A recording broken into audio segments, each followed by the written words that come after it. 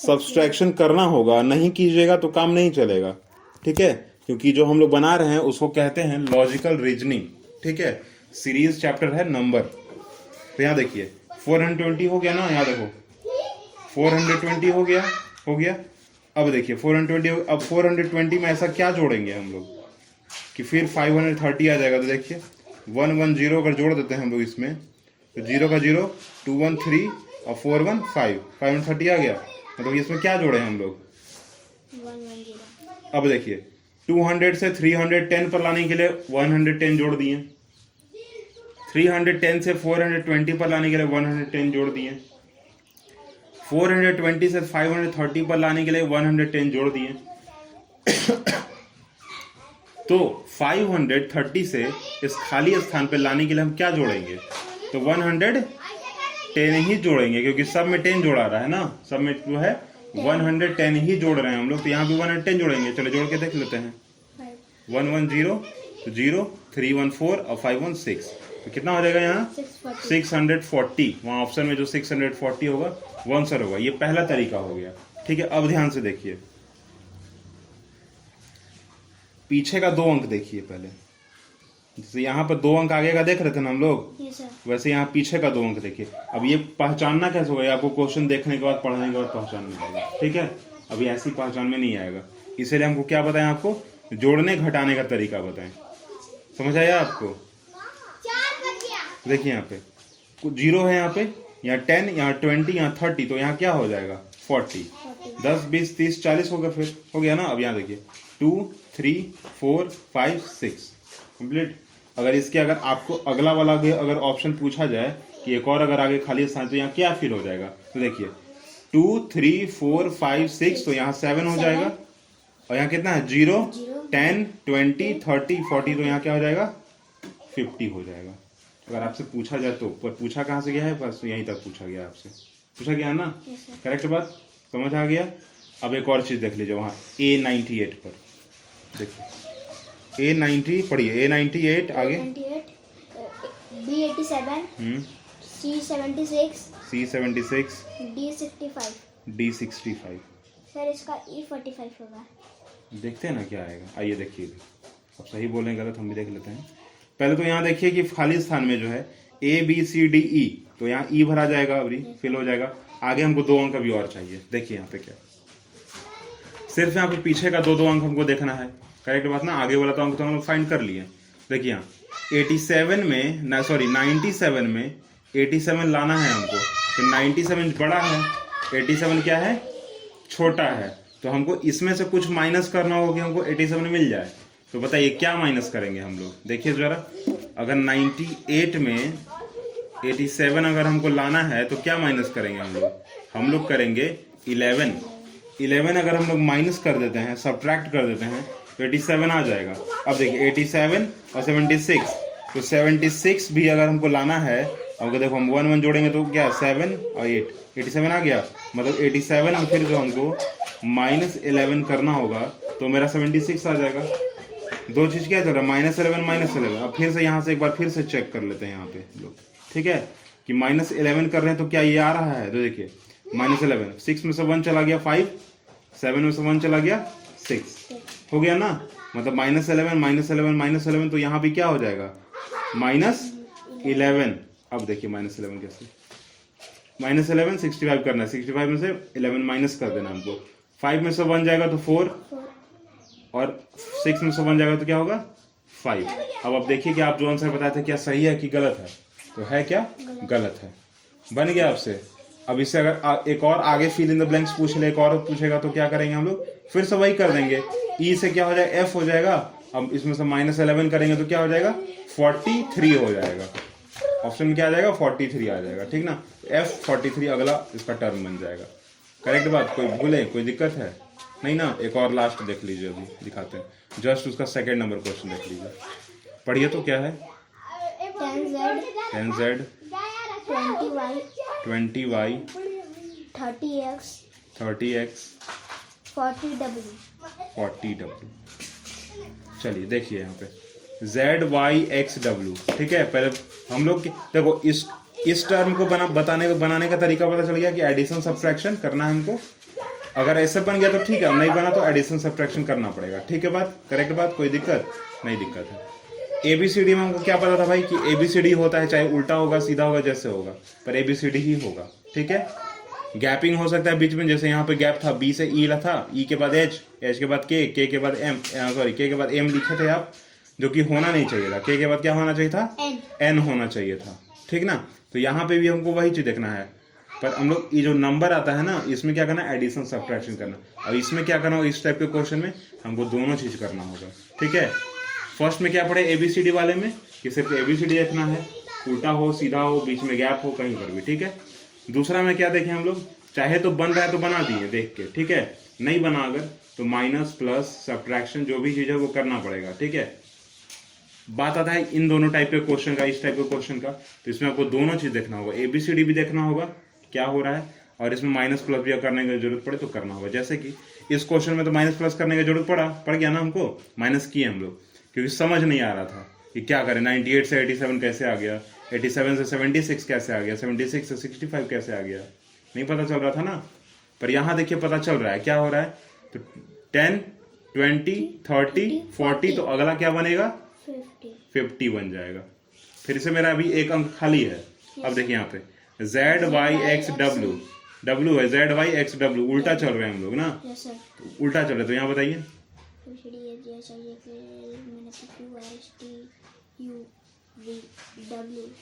क्या होगा? V होगा, सही बात। ठीक है, ऑप्शन देख लीजिए, भी है 50 भी है।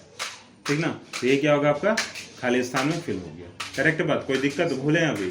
फिर से हम आपको एक बार याद दिला देते हैं कि अगर हम लोग एबीसीडी से पढ़ रहे हैं, देख रहे हैं क्वेश्चन में, तो हो सकता है क्या हो सकता है, चाहे तो एबीसीडी हो, चाहे तो ZYXW हो। ठीक है, और एक और क्या हो सकता है, एक गैप हो सकता है बीच बीच में, जैसे बी से ई, ई से एच, एच से के और के से एन, ऐसा गैपिंग वाला हो सकता है। न्यूमेरिकल में क्या होगा नंबर में, कि अगर सीधा सीधा बन रहा है देखने के बाद, जैसे यहाँ 99, 88, 76, 66, तो अगला क्या होगा? 54 होगा। ठीक है, यहाँ पे लिखा हुआ 8, 7, 6, 5, तो अगला क्या होगा? 4 होगा। ठीक है, ये फिक्स चीज है। परंतु अगर नहीं पता चल रहा है, अगर नहीं पता चल, बहुत बड़ा बड़ा नंबर आ गया, तो माइनस प्लस हमको करना होगा। जैसे यहाँ प्लस किया, यहाँ पर माइनस किए। अब इस वाले क्वेश्चन में क्या दिक्कत है, इसमें भी वही चीज है कि अगर बन रहा है सामने से देख के पता चल गया हमको, जैसे यहाँ 10, 20, 30, 40, तो अगला होगा 50, पता चल गया हमको। अब यहाँ भी देखो ZYXW, तो अगला क्या होगा? भी होगा। उल्टा एबीसीडी चल रहा था यहाँ पे। ठीक ना, तो सीधा सीधा समझ गए अब आप? कोई दिक्कत? कोई दिक्कत नहीं ना? चलिए एक और लास्ट क्वेश्चन जो है हम अभी समझा देते हैं आपको। KL9 समझाना है, KL9 समझाना है ना, ये वाला 20 AB। ठीक है, देखो वो भी बहुत आसान है। 20 AB क्वेश्चन पढ़िए। 40 CD, 60 EF, 60 EF, 80 GH, 80 GH। ठीक है, देखिए यहाँ पे सीधा सीधा पता चल जा रहा है हमको, ABCDEFGH, तो अगला क्या बनेगा? IJ बन जाएगा। अगर अभी यहाँ पर 2 खाली स्थान मेरा बचा हुआ है। 20, देखिए 20 है ना, इसमें जोड़ना पड़ेगा, बड़ा बड़ा चला जा रहा है ना, जोड़ना पड़ेगा हमको। 20 में क्या जोड़ना होगा? 20 जोड़ेंगे तो हो जाएगा 40, 40 में 20 जोड़ेंगे तो क्या हो जाएगा? 60, 60 में 20 जोड़ेंगे तो क्या हो जाएगा? 80, 80 में 20 जोड़ेंगे तो क्या हो जाएगा? 100। समझ गया? कोई दिक्कत? ऑप्शन देखिए वहां पर है 100 IJ है। यस सर है। अब यहाँ लास्ट क्वेश्चन एक देख लीजिए क्या है, हम यही समझा देते हैं आपको। ABC 10, DEF 20, GHI 30, JKL 40, है ना? तो देखिए यहाँ पे इसी के जैसा यहाँ देखिए क्वेश्चन है, सेम टू सेम। 10, 20, 30, 40, तो अगला क्या हो जाएगा? 50 हो जाएगा। करेक्ट बात। अब यहाँ पे क्या है? ABC साथ में है, DEF साथ में, देखो साथ साथ चल रहा है। ABC, DEF, GHI, JKL, MNO वाला आंसर हो जाएगा MNO 50। यहाँ देखो 2 ऑप्शन दिया, MNO 50, यहाँ भी MNO 50। आपको जो लगाना होगा लगा लीजिएगा। दोनों मिसप्रिंटेड है थोड़ा सा यहाँ पे आगे बुक में ना, दिख रहा है ना आपको मिसप्रिंटेड? दोनों ही एक ही ऑप्शन दे दिया गया है। समझ गए? कोई दिक्कत अभी तक आपको? रिवीजन हो जाएगा कल ना आपका? Yes sir. ठीक है, तो कल आपका एक और चैप्टर फिर साथ में रहेगा, ठीक है। अभी तो 1 2 चैप्टर था ये दोनों, Yes, sir. अगला जो है 3 चैप्टर भी आपका फिर रहेगा साथ में, क्योंकि हम रुक नहीं सकते हैं। क्योंकि जितना जल्दी अगर हम एक कॉपी को खत्म करेंगे, बुक को खत्म करेंगे, उतना ही जल्दी क्या करेंगे, दूसरे बुक को हम लोग स्टार्ट कर पाएंगे, ठीक ना। आपको रूटीन स्कूल का मिल गया, क्या एग्जाम होने वाला है, Yes, sir. कहीं दिखाइए। पहला दिन कौन सा है? Reasoning GK computer. रीजनिंग जी के कंप्यूटर, यही सबसे पहले है। Yes, sir. अब कंप्यूटर आपको नहीं पता चलता है ना, तो कंप्यूटर भी जरूरी है पढ़ना ना। तो जीके तो आसान चीज आपको दिख रहा है, अभी कोई दिक्कत नहीं है इसमें। इसमें 11 चैप्टर तक आने वाला है, तो जल्द से जल्द हम लोग को इसको खत्म कर देना होगा, स्पीड में थोड़ा सा, ठीक है ना। तो आप थोड़ा घर पे ही पढ़िए, हम इसे यहाँ खत्म कर देंगे, ठीक ना। चलिए, इसमें ज़्यादा कोई बड़ा चीज़ ना, हमारे से बेसी। कल एक पेंसिल भी यहाँ रखिएगा, ठीक ना, इस कॉपी के साथ, कि हमको इसी पे समझा पाए। बुक में समझा देंगे ना, तो यहीं रहेगा आपका लिखा हुआ तुरंत यहीं पे। आप कॉपी में देखेंगे, अपना देखेंगे तो सब समझ आ जाएगा तुरंत, ठीक है। आइए, अगला जो है आपका साइंस का बारी है। साइंस में हम आपको कुछ सुनने के लिए बोले थे, लिखने के लिए बोले थे। जो लिखने के लिए बोले थे उसको दिखाइए पहले।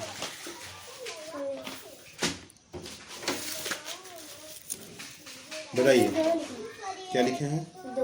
2 लिखे हैं। 2 क्यों लिखे हैं तो? अच्छा, इसमें 2 लिखे हैं, ठीक है। आपको लिखना चाहिए था और भी, ठीक है, क्योंकि अगर आप ज्यादा लिखेंगे ना तो ज्यादा सही होगा। बताइए, who are browser and grazer? Who are browser and grazer? बताइए। Some animals eat leaf and fruit are called browser. Example, giraffe. ठीक है, अगला बोलिए। Some animals eat only grass and herbs.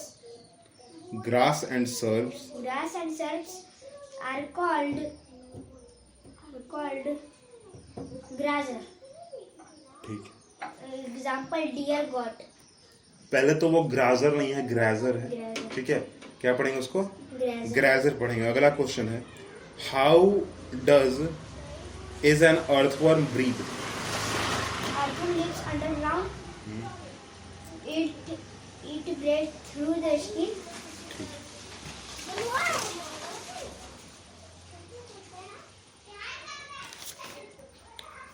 चलिए, हमको एक बात बताइए कि how can we keep safe in winter season? Do not drink cold drink. Do not eat ice cream. Or wear the woolen clothes. हाँ, ठीक है, वियर, ठीक ना, वियर वाला ठीक है। पर सबसे अच्छा शब्द क्या होगा इसके लिए? Cover the body with woollen clothes, ठीक है। कवर द बॉडी, अपने क्या कीजिए, अपने बॉडी को कवर कर लीजिए, ठीक है, ज़्यादा सही रहेगा ये चीज़ बोलना, ठीक है। वियर भी सही है, कवर भी सही है, ठीक है। दोनों में से कोई भी लिखेगा तो चलेगा। अगला बताइए, हाउ कैन वी सेफ बस? हाँ, इस क्वेश्चन यही है, गलती लिखो क्या question?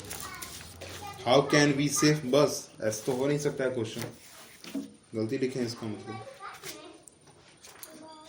How can we safe बस, मतलब हम लोग बस को कैसे सेफ करेंगे? हाँ, गलती है। How can we save in the bus?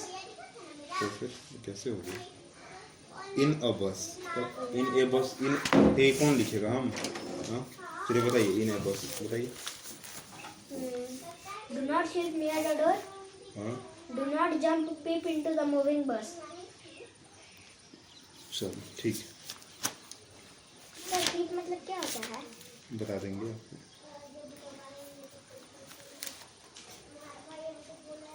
देखिए, पहले क्या है ना कि अभी आपका एग्जाम है ना, Yes, sir. तो सिर्फ क्या कीजिए, अभी याद करने पर ध्यान दीजिए, ठीक है। मेन मोटिव क्या है फिलहाल? याद करना, एग्जाम देना, ठीक ना। अभी आपका 10 आज 14 तारीख हो गया ना, आज Yes, sir. 14 फिर आज 20 तारीख से आपका एग्जाम है, 20 से ना, Yes, sir. 19 20। तो अभी जो है आपके पास कितना, 6 दिन, छठा दिन आप एग्जाम दीजिएगा आज से ना, दीजिएगा ना। Yes. आज 6 दिन बाद आप एग्जाम दीजिएगा, तो फिलहाल एग्जाम पे ध्यान दीजिए, ठीक है। पीप का स्पेलिंग तो आपको याद है? Sir, PWP. चलिए, अच्छा बात। ठीक है, फिलहाल जो है अभी आप वहीं ध्यान दीजिए। पकड़िए।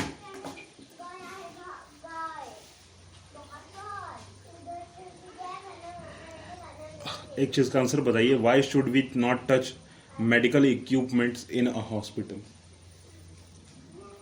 Do not play with medicine. ध्यान से पहले क्वेश्चन सुनो, ठीक है, कि why should we not touch medical equipment in a hospital. पैर सीधा, बोलिए। सर हिंदी में सकते हैं? हिंदी? हॉस्पिटल में जो मेडिकल इक्विपमेंट रखा जाता है, जैसे कि सीजर हो गया, जैसे इंजेक्शन हो गया, जैसे टैबलेट्स हो गए, उसको छूना नहीं चाहिए। क्यों नहीं छूना चाहिए? सर क्योंकि इसमें केमिकल मिला हुआ रहता है। तो इंग्लिश में कैसे बोलेंगे? लिखे है ना आप, खोलिए खोलिए उसको। पता नहीं आज उससे कैसे बोला, माथा भी पढ़िए पढ़िए, आंसर पढ़िए उसका। क्वेश्चन है आपका कि why should we not touch medical equipment in a hospital, ठीक है, क्वेश्चन नंबर 5 है, आंसर पढ़िए। Do not touch or not play with medicines. इतना ही है बस। सर एक और नहीं लिखा था, याद नहीं। एक और क्या लिखवाना है इसमें? ये पहले तो तुम लिखे कहाँ से हो ये चीज? सर बुक में से। बुक में से? और जो हम कल लिखवाए थे वो कहाँ गया? इसका मतलब पता है आपको कि क्या बोले, हाँ, डू नॉट टच और प्ले विथ द मेडिसिन। इसमें पूछा जा रहा है आपसे कि टच क्यों नहीं करना है। क्वेश्चन समझिए थोड़ा सा, क्या बोला जा रहा है आपसे? टच नहीं करना। टच क्यों नहीं करना है? तो आप तो यहाँ वापस बोल दिए कि हाँ टच नहीं करना है और खेलना नहीं है, इसका भी मतलब थोड़ी हुआ आंसर। आपसे क्वेश्चन पूछा गया कि वाई, क्यों, शुड वी नॉट टच, ठीक ना, हमें क्यों नहीं छूना चाहिए medical equipments in a hospital. Hospital में जो रखा हुआ मेडिकल इक्विपमेंट उसको क्यों नहीं छूना चाहिए? तो आप यहाँ आंसर क्या किए? डू नॉट टच और प्ले विथ मेडिसिन। मतलब यहाँ तो आपसे पूछ ही रहा है ना कि टच क्यों नहीं करना चाहिए, पूछा है आपसे, ये थोड़ी पूछ रहा है कि आप उसको कारण बताइए या और कुछ बताइए। हाँ, यहाँ क्या लिखे थे हम आपको? आंसर में लिखवाए थे ना आपको हम। Yes sir. Because some of the chemical are present on the medical equipment. यही तो एक लाइन का आंसर था।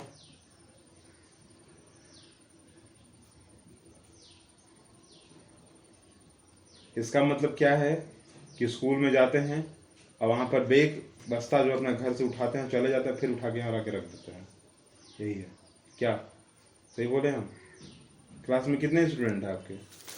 सर 32। आपका कितना रोल नंबर है? 29। 32 और 29, तो सोच रहे हैं कितना पीछे हैं अब आप। हाँ, टोटल स्कूल में जो क्लास में बच्चे हैं उनका जो स्कोर है वो कितना है? वो कितने लोग हैं टोटल? 32। आपका रोल नंबर कितना? 29। कैसे काम चलेगा? हाँ, सबसे अच्छा बच्चा कौन? जो 1 to 10 की रोल नंबर में रहता है या फिर 1 to 5 की रोल नंबर में रहता है? तो आप तो है ही नहीं कहीं। हाँ, सर डीएवी में 2 रहता है। अब इसी साल एडमिशन हुआ आपका? Yes sir. चलिए ठीक है, अच्छा बात है, पर थोड़ा ध्यान दीजिए, ठीक है, कि क्या हम पढ़ रहे हैं और क्या बोल रहे हैं। उसमें पूछा ही जा रहा है आपसे क्यों टच नहीं करना, आप उसमें बता रहे हैं कि टच नहीं करना है, खेलना नहीं है, तो अलग चीज हो गया।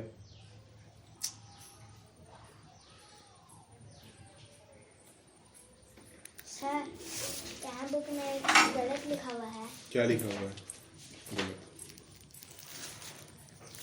और कौन बताया आपको गलत लिखा हुआ है?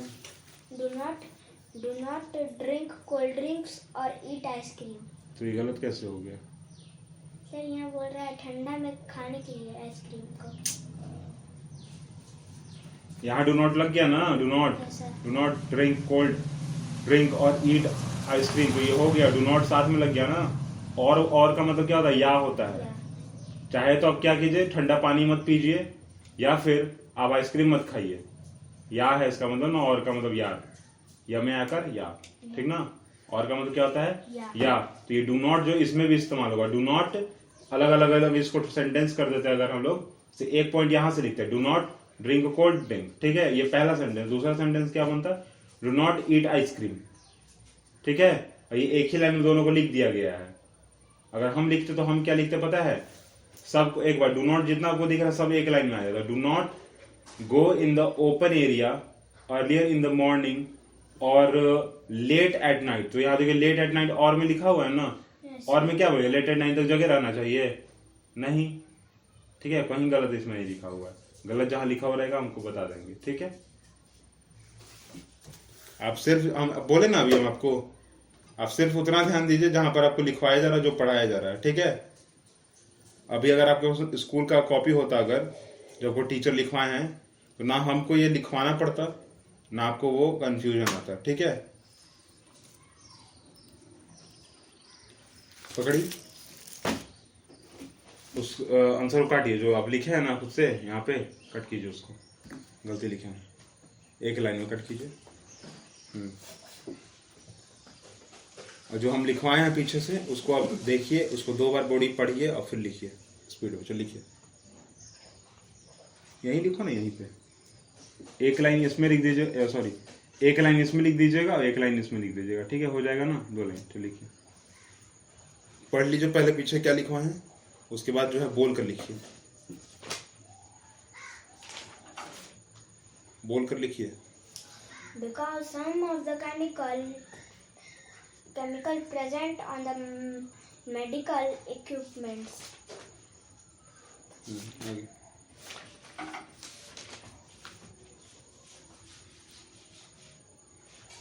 Becaus, because some of the chemical, आगे, some of the chemical,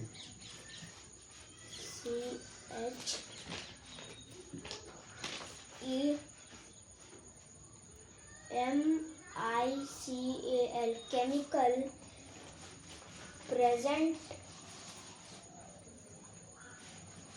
PRESENT present on the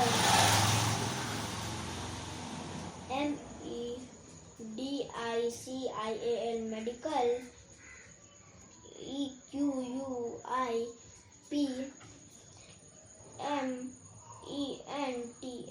equipments. Spelling पढ़े तो इक्विपमेंट का, EQUIPMENTS. ठीक है, इक्विपमेंट, ठीक है, कोई दिक्कत।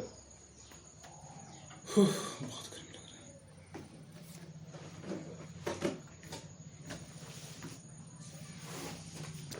चलिए, इस चैप्टर में तो हम आपको बहुत सारा चीज समझा भी दिए थे। इसमें आपको अगला क्वेश्चन था, what is first aid. First aid के बारे में हम आपको बता दिए थे। अगला क्वेश्चन है, what kind of first aid should be given to a person with a snake bite. लिखे वहां पर 7 number question answer. Snake bite पर हम आपको कल बताए थे कि क्या है भाई, स्नेक बाइट का जो है ना प्रॉब्लम है ये चीज कि हम उसका खुद से क्योर नहीं कर सकते हैं। हम उसको फर्स्ट एड ज्यादा से ज्यादा कर नहीं सकते। सिर्फ क्या कर सकते हैं, तो जहां पर जो है ना स्नेक बाइट ना, जहां पर होगा वहां से क्या करना है आपको, ऊपर से एक बांध देना है, एक रस्सी को चाहे कपड़े को बांध देना है, जिससे ब्लड ऊपर ना जाए, पहला कारण। दूसरा कारण ये कि अगर वहां से ब्लड बाहर आ सकता है तो वहां से निकाल दिया जाए ब्लड, ठीक है, चाहे जैसे निकाला जाए। और तीसरा क्या है कि तुरंत जो है उसको ना सोने दिया जाए, ना ही उसको सोने ना दिया जाए, ठीक है, तुरंत जो है उसको हॉस्पिटल लेकर जाया जाए। चलिए लिखिए आंसर। 9 क्लास के बच्चा को ट्यूशन पढ़ाएगा, 9th क्लास के बच्चे को डीएवी का पढ़ा देंगे। कितना लेगा? 9th क्लास के बच्चे को 1500 लेंगे तो 1500 बात कर देंगे, कर दीजिए। कहाँ पे रहने वाला है? सिन्हा गेट ग्रिल है ना, सिन्हा गेट ग्रिल, ग्रिलवा जो गलिया से निकलता है तो कोनवा पर घरवा ये जो राजपूत लोग जन रहते हैं उन लोग की बात कर रहे हैं, वही वो लोग ही रास्ता में। यहाँ हमको देखा होगा कभी, हम लोग के यहाँ ज़्यादा आना जाना करते हैं। अच्छा, कुछ ठीक है, ऐसा आदमी जब बात करवा दीजिएगा ना, जो भी आदमी है अच्छे हैं, ठीक है। उसका भी है सर, आप दादी जानती है। अच्छा,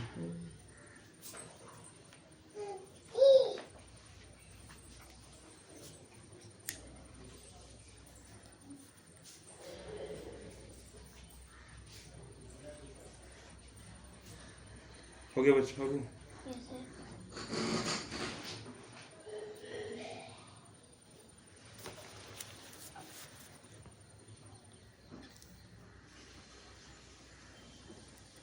लिखिए वहाँ पे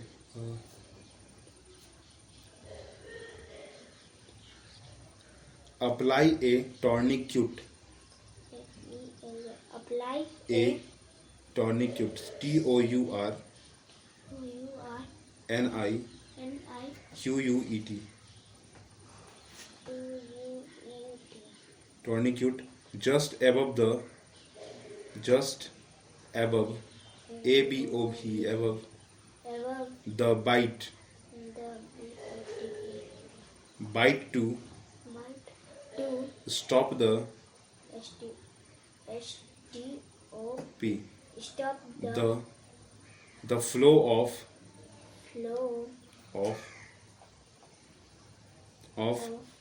blood to the heart, blood double OD, blood to the heart, to the heart H EART, heart।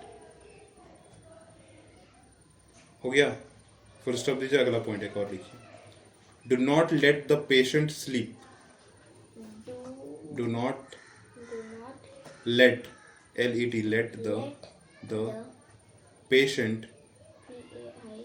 PAI PATI ENT ENT Babu, TNT नहीं, ENT। दोबारा सुनिए, PATIENT पेशेंट, काटिए उसको पूरा का पूरा, PATIENT patient, patient sleep and rush, SLEEP, sleep and rush, RUSH, rush to the to the hospital immediately, hospital immediately, IM double M ED IMM ED ED IATELY, ATELY immediately। हो गया, चलिए full stop दीजिए।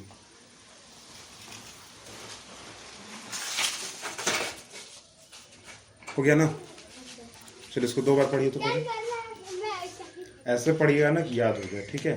तो 2-3 बार ऐसे, पहले यहाँ से यहाँ तक 2-3 से 3 बार रिपीट कीजिए, स्पीड में पूरा कीजिए।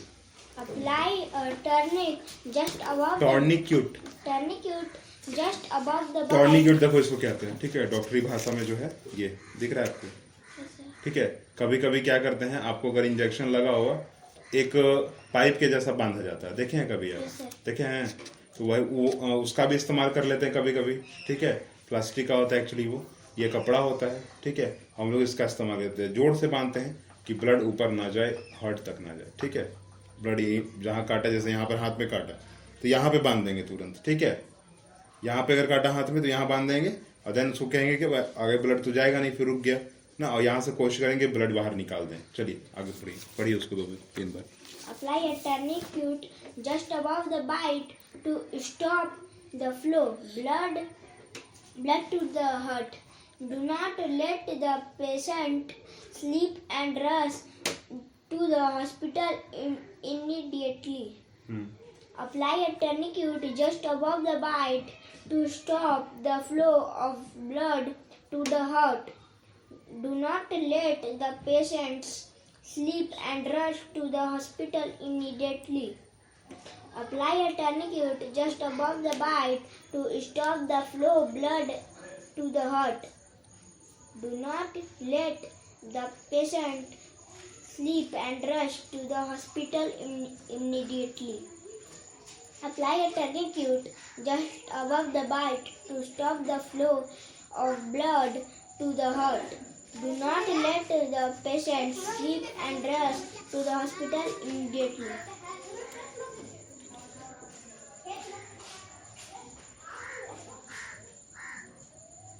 हो गया कंप्लीट।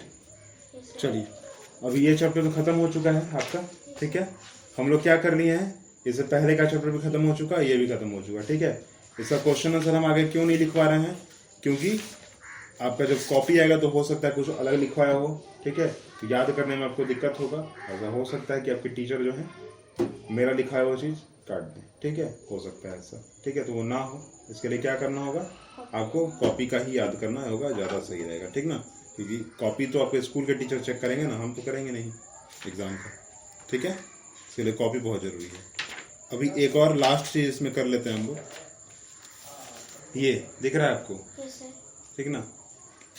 तो इसको क्या करना है, एक बार याद कर लेना है, ठीक है। हो सकता है कि ऐसा एक दो आपके एग्जाम में आ जाए, चित्र बना के ड्राइंग करके आ जाए, ठीक है। जैसे कि आप देख सकते हैं ना, क्या लिखा हुआ है, पहले तो लिखा हुआ है लेफ्ट टर्न प्रोहिबिटेड। प्रोहिबिटेड का मतलब होता है कि नहीं जाना है उधर, ठीक है, उधर मनाही है किसी चीज़ की, ठीक है। बोला जा रहा है कि भाई उधर नहीं जाइएगा, मनाही है, जाना ठीक नहीं है।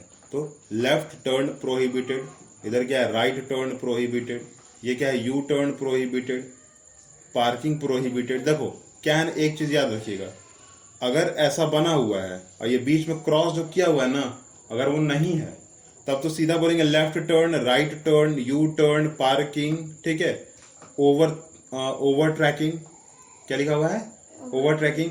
पर अगर काटा हुआ अगर है तो क्या बोलेंगे, नीचे एक वर्ड जोड़ देंगे कॉल्ड प्रोहिबिटेड, ठीक है। इसका मतलब क्या होता है, नहीं, नहीं, आपको यू टर्न नहीं लेना है, आपको लेफ्ट टर्न नहीं लेना है, आपको राइट टर्न नहीं लेना है, ठीक है। आपको पार्किंग यहाँ नहीं मिलने वाली है, आपको जो है नो एंट्री, यहाँ पे एंट्री नहीं है, ठीक है। प्रोहिबिटेड का मतलब ये भी होता है कि नो एंट्री एरिया है, ठीक है, ध्यान दीजिएगा इस पर। अगला ये क्या है, ये है आपका speed breaker ahead, speed breaker, ठीक है, रोड पर होता है स्पीड ब्रेकर। ये क्या है, road crossing, crossing, railway road ahead और इंडस्ट्रियल एरिया, ठीक है, इसको इंडस्ट्रियल एरिया कह सकते हैं, इसको रेलवे रोड भी कह सकते हैं, ठीक है, आगे रेलवे रोड है। ये क्या बोले, फुटपाथ, footpath, मतलब क्या, वहां पर गाड़ियां नहीं चल सकती, वहां से पैदल लोग चलते हैं। ये क्या है, डेंजर डिप, जैसे इसका उल्टा ये हो गया, ये डेंजर डिप है, ठीक है, गड्ढा दिख रहा है ना आपको, याद करने का अच्छा तरीका है, ये गड्ढा है तो डेंजर डिप, ये ऊंचा दिख रहा है तो क्या बोलेंगे, स्पीड ब्रेकर, speed breaker, ठीक है। यहाँ क्या है, horn prohibited, prohibited, one way side, sign, no entry, no entry, side road left, side road right, right, zebra crossing, zebra crossing, school ahead, ahead, मतलब आगे स्कूल है, नैरो रोड अहेड, ठीक है, मतलब पहले तो फिलहाल जैसे कि फॉर एग्जांपल बाहर अगर आप देख रहे हैं तो ग्राउंड है ना, 2-3 गाड़ी चल सकता है, पर अगर और किसी गली में चलेगा पतला सा तो वहां तो गाड़ी नहीं चलेगा ना, पैदल जाना पड़ेगा। ये क्या है, जिगजैग का साइन है, ये क्या है, स्टॉप का साइन है, जो कि आपको दिख रहा है, ठीक है। आते हम लोग अगले वाले चैप्टर पे, ठीक है। इसका हम लोग सीधा जो है अभी अथी बता दे रहे हैं आपको क्या है क्या नहीं है इसमें, और बाकी जो है आपको बाद में बताया जाएगा। चलिए थोड़ा सा पहले आप हमको बताइए, उसके बाद हम आपको बताते हैं, ठीक है, कि अगर हमको पेड़ उगाना है, पेड़ को जो है हमको फॉरेस्टेशन करना है, ठीक है। ये पानी, बारिश होता है तो पानी को सूख जाए, कहाँ सूखेगा वो पानी, जमीन में सूख जाएगा पानी, ठीक ना। पेड़ अगर उगना है तो जमीन से ही उगेगा पेड़, ठीक ना। तो क्या वहाँ जरूरी क्या है, सॉइल, मिट्टी जरूरी है, परंतु मिट्टी अगर हट जाए, सॉइल इरोजन हो जाए, ठीक है, मिट्टी हट जाए, हट गया या सॉइल इरोजन हो गया, दोनों एक ही चीज है। मिट्टी का कटाव, मिट्टी हट जाना, सॉइल इरोजन, सब एक ही चीज है, ठीक है। तो अगर सॉइल वहां रहे ही ना तो क्या कुछ होगा, नहीं होगा। तो ये ध्यान देना बहुत ज्यादा जरूरी है कि सॉइल इरोजन ना हो, ठीक है। यहाँ देखिए, कंपोजिशन ऑफ पार्टिकल्स, क्या है, कंपोजिशन ऑफ पार्टिकल्स है। पहला है ह्यूमस, दूसरा है वाटर, तीसरा है क्ले, अगला आगे होगा सैंड, और फिर अगला ग्रेवल्स, ठीक है। अब ये हम लोग कहाँ पढ़े भाई, तो कंपोजिशन ऑफ सॉइल में पढ़ लिए हम लोग, ठीक है। तो यहाँ देखिए अभी सीधा सीधा बात क्या है कि हम लोग को पढ़ना है सॉइल इरोजन एंड कंजर्वेशन, ठीक है, मतलब मिट्टी का कटाव और बचाव, ठीक है। पेन ठीक कीजिए, पेन रखिए। अब आप हमको ये बात बताइए, कभी धूल उड़ते हुए देखे ना गर्मी के टाइम में, तेज हवा चला, धूल उड़ रहा है, ठीक है। बारिश हुआ अगर तो पानी तो बह ही रहा है, मिट्टी पे बह गया, देखे आप, देख लिए, तो ये दोनों चीज क्या है, एक सॉइल इरोजन हो गया विंड के कारण, एक सॉइल इरोजन किसके कारण हो गया, पानी के कारण, वाटर के कारण, ठीक है।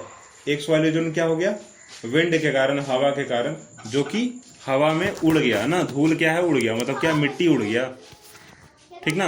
और अगला क्या बोला जाएगा आपको कि दूसरा होता है वाटर, पानी से जो है वो बह गया मिट्टी, ठीक है। तो ये सॉइल इरोजन का दो सबसे मुख्य कारण, इंपॉर्टेंट जो नोट है वो यही दोनों है, ठीक है। जैसे कि यहाँ देखिए लिखा हुआ भी है, एक है विंड, दूसरा है वाटर, ठीक है।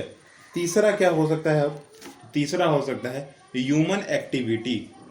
क्या हो सकता है, ह्यूमन एक्टिविटी। पहला होगा विंड, दूसरा करेंगे वाटर, और तीसरा करेंगे क्या, ह्यूमन एक्टिविटी। अब ह्यूमन एक्टिविटी में क्या क्या आ सकता है, जैसे कि अभी रोड बाहर देख रहे हैं आप, ठीक है, रोड बाहर देख रहे हैं, यहाँ भी देखिए क्या है, पक्का बना हुआ है फिलहाल यहाँ पे बाहर रोड, वो क्या बना हुआ है, वो मिट्टी का है। थोड़ा आगे चले जाएंगे तो सीमेंट का आपको दिखेगा। मतलब क्या है कि पहले जो रोड था ये मिट्टी का ही होगा ना, पहले क्या होगा, मिट्टी का ही होगा, रोड होगा ना। पर अभी क्या किए, यहाँ पे घर बना दिए तो उसको प्लास्टर पेरिस कर दिए, मिट्टी हट गया, खत्म हो गया मिट्टी। तो ये क्या हो गया, ह्यूमन एक्टिविटी हुआ ना, घर आदमी बनाया, हो गया। इधर नजर तुम्हारा कहाँ पे है, मेरी तरफ ना, तो फिर समझा रहे हैं तो समझना नहीं है, फिर कॉपी पे बुक पे ध्यान दीजिए और मेरे पर ध्यान दीजिए। जब हम बोले तो मेरे पर, जो कॉपी पर बुक पे ध्यान देना तो बुक पर। हाँ, तो एक तो कारण ये दिख रहा है आपको ह्यूमन एक्टिविटी का कि घर बना दिए और मिट्टी को हटा दिए, ठीक है। दूसरा कारण क्या हो गया, बाहर रोड का, ठीक है, कि रोड तो मिट्टी का ही था पहले, पर अब क्या किए, प्लास्टर पेरिस कर दिए, वहां भी रोड, सीमेंट का रोड बना दिए, दूसरा कारण हो गया। अब आप कभी कभी देखेंगे कहीं कहीं पे कि जैसे वहां बाहर तुलसी का पत्ता लगा हुआ है ना, पौधा छोटा सा, उसको लगाने के लिए आजू बाजू उससे क्या किए, मिट्टी को हटा दिए और वहां पे एक अच्छा सा सुंदर दिखने के लिए फिर क्या किए, एक सीमेंट का, एक ईंट का जो है आवरण बना दिए, ठीक है, उसको घेर दिए।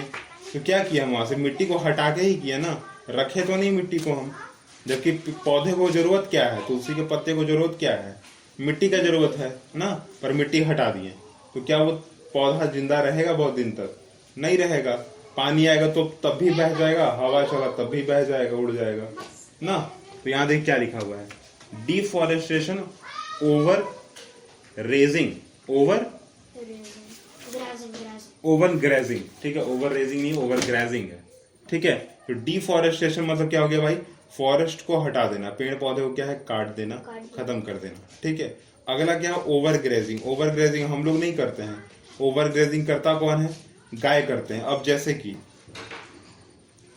अगर ये पूरा का पूरा मिट्टी होता तो यहाँ घास भी होता, घास होता तो जानवर थे जो आते हैं, खाते हैं और चले जाते हैं, ठीक है। अब अभी हम क्या किए, यहाँ पे खत्म कर दिया हर चीज को। तो गाय, जो जानवर है वो क्या करेंगे, बाहर जो ग्राउंड है वहां जाएंगे, देख रहे हैं ना, ग्राउंड पे आप देखेंगे कि कुछ जगह जो है मिट्टी है और वहां घास भी है, और कुछ जगह मिट्टी है पर वहां घास नहीं है।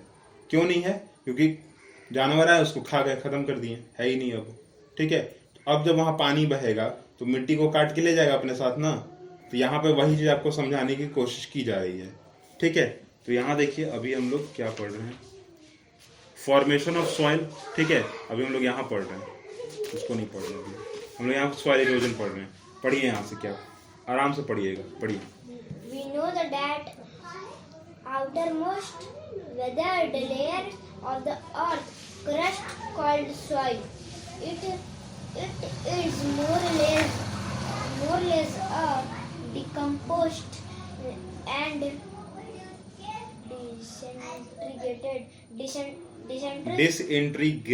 disintegrated rock material mix. देखिए क्या है ना, डिकम्पोज का मतलब क्या होता है, जैसे कोई पेड़ पौधा गिर गया, ठीक है, टूट गया, तो क्या होगा, मिट्टी में मिल जाएगा वो, ठीक है। कोई जानवर जो है डेड कर गया, मर गया, ठीक है, वो भी क्या होगा, मिट्टी में मिल जाएगा, ठीक है। डिसइंटीग्रेशन रॉक का मतलब क्या है, पत्थर का टूटना, ठीक है। पत्थर बहुत बड़ा है, अब क्या हो गया, टूट गया, तो उसके कारण क्या बनता है भाई, तो मिट्टी बनता है आगे जाके, ठीक है। आगे पढ़िए। Material mixed with organized matter. It is capable of sustaining plant life under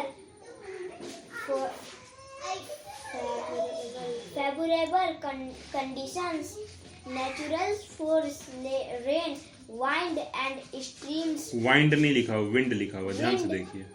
wind and रुक streams, के पढ़िए, थोड़ा संभल के पढ़िए और देख के पढ़िए क्या पढ़ रहे हैं। stream not only help in soil formation but they cause soil loss as well as the wind blows and the water flows. They shift the soil with them.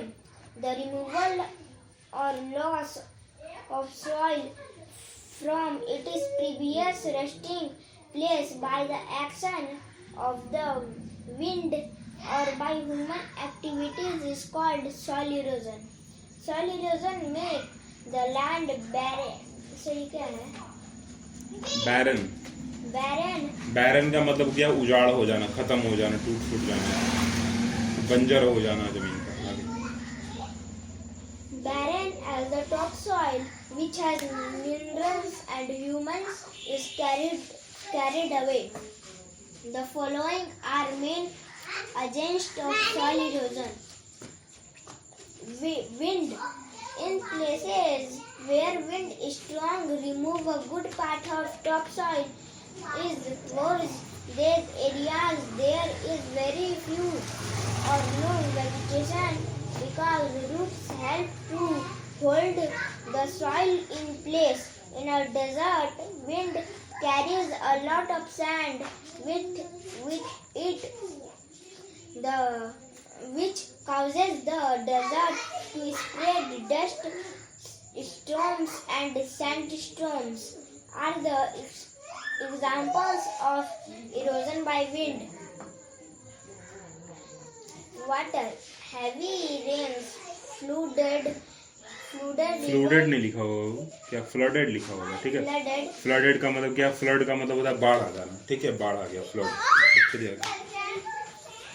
rivers and moving water carry soil from the slopes with them. Slopes मतलब ढलान, ठीक है। This makes the slopes unfit for cultivation. When this water reach and plains, the flow of water slows down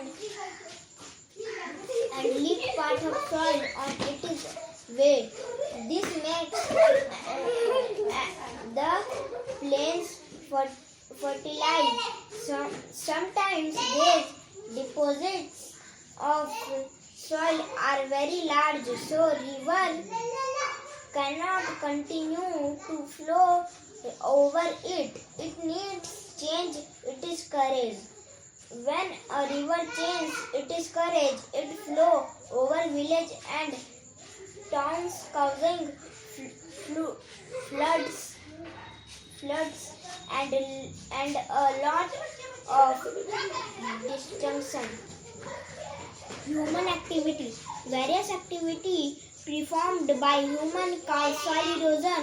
Some of these activities are: first point, when trees are cut down, the soil becomes loose and is easily carried away. Such cutting down of trees is called deforestation. क्या बोलेंगे deforestation के बारे में? देखिए तो दोबारा पढ़िए। When trees are cut down, the soil becomes loose and is easily carried away. Such cutting down of the trees are called deforestation. तो डिफॉरेस्टेशन क्या है? कटिंग द ट्री, Cutting ठीक है। the tree. कट गया tree, हटा दिया गया tree, उसके लिए, ठीक है। आखिर हम लास्ट आपको देख ले रहे हैं, ठीक है। इसमें बस हम लोग को इतना ही पढ़ना है। तो एक है आपका सॉइल फॉर्मेशन, ठीक है, सॉइल फॉर्मेशन, ठीक है, सॉइल फॉर्मेशन। इसका भी हम लोग कहाँ देख सकते हैं? तो यहाँ देखिए, हम लोग अभी तुरंत यहाँ पर पढ़ें। इट इज मोर और लेस अ डिकम्पोज्ड और disintegrated rock material mixed with organic matter. इसका मतलब क्या है कि चाहे कम हो या ज्यादा हो, ठीक है, चाहे कम हो या ज्यादा हो। डिकम्पोज्ड मतलब कि सड़ा गला पदार्थ, चाहे वो किसी जानवर के मरने पर हो, किसी पेड़ पौधे के टूट जाने पर हो, या कुछ भी हो, ठीक है। सड़ा गला पदार्थ, एंड डिसइंटीग्रेटेड रॉक मतलब टूटा फूटा पत्थर। ठीक है, क्या होता है, material mixed with organic matter. अगर वो ऑर्गेनिक मतलब क्या, जो जीवित चीज है उसके मर जाने पर या ये दोनों साथ में मिल जाएंगे ना, तब क्या होगा, मिट्टी का निर्माण होगा, मिट्टी जो है बन जाएगी। तो ये क्या होगा, फॉर्मेशन ऑफ सॉइल। समझ गए अब आप? तो हम लोग जो है इसी चीज को जो है पढ़ने वाले हैं और आगे बढ़ने वाले हैं। इसमें जो है इतना ही है हम लोग का, एक सॉइल इरोजन, एक सॉइल फॉर्मेशन, और बाकी जो है हम लोग आगे पढ़ेंगे सॉइल कंजर्वेशन। ठीक है, और कंजर्वेशन में क्या हो सकता है, कंजर्वेशन सॉइल को कंजर्व कैसे करेंगे, रोक के कैसे रखेंगे, तो बहुत ज़्यादा पेड़ पौधे लगाएंगे, बहुत बड़ी मात्रा में पेड़ पौधे लगाएंगे, और कोशिश करेंगे कि पानी का जो फ्लो है वो एक जगह सीमित रहे। ठीक है, एक जगह रुका रहे। ठीक है, ऐसा नहीं कि पानी का फ्लो उस नदी से बहता है तो अगले बार इस रास्ते से बहने लग जाएगा। ठीक है, तो दिक्कत होगा हम लोग को, तो ये ध्यान देना है हम लोग को कि ना हो ऐसा। ठीक है, और यही हम लोग देखेंगे। कोशिश कीजिएगा कल आपको कॉपी बुक मिल जाए आपका स्कूल से। ठीक है, ले लीजिए। कल संडे है तो फ्रेंड कहाँ दूर रहते हैं।